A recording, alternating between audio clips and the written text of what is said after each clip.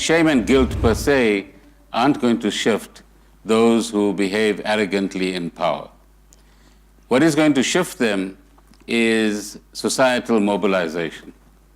What is going to shift society to be mobilized is a keener awareness going beyond just the connection of dots about how do systems like this work, and how does both the politics and the economics and the behavioral dimensions and dynamics work to actually inform the kind of rent-seeking and patronage processes, or again, putting it most simply, the stealing and neglecting processes actually work. So how do we become more aware citizens? How do we become mobilized into some kind of action? Because one of the missing factors that we see more recently is what we saw in 2016, where civil society was very active. All of us were very concerned about developments that were going on in government.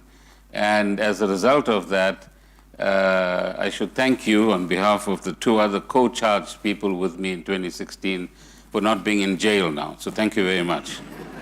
Or not landing ultimately truly in the hands of Sean Abrams.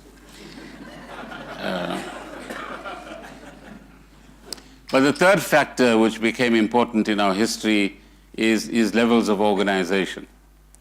And again, the extent to which society is organized and is then able to shame people is the extent to which you have a better power balance between those who hold corporate power or those who hold political power and abuse either of those powers as far as citizens' interests are concerned.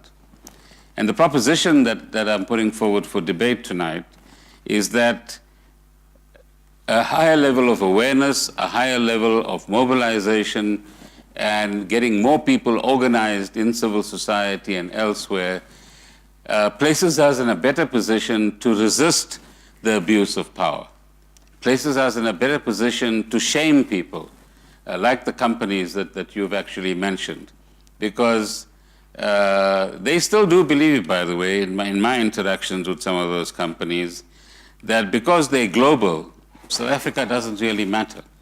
Because they're global, they don't actually have to worry about the lives that they've messed up here or the institutions that they've messed up, far more importantly.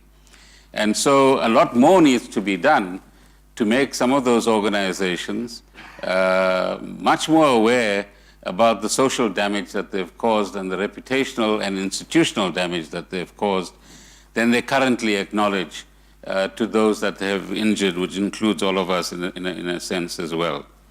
So the critical question is how do we actually engage in forms of activity or struggle or resistance which will ensure that this doesn't become a runaway train, that this doesn't become so acute a problem in South Africa as I think in some minds it is.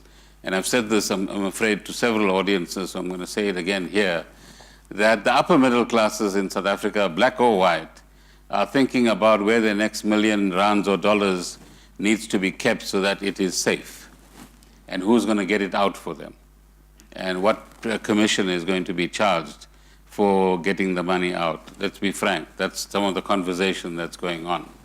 The other conversation that's going on is, are my children safe here? And are they going to be properly educated here? Or do I need to take them somewhere else to be actually educated? And that is also a conversation I can see from some of the nodding heads that is beginning to happen. But what should accompany that, and I submit that respectfully, is rather a conversation about how do we resist corruption? How do we resist the abuse of power? How do we actually contribute towards revitalizing the vision that we have, for example, in the National Development Plan, of the kind of South Africa that we actually want? And how do we all become active in one way or another to contribute to the realization of those plans, and more importantly, contribute to shifting the balance in the right kind of way?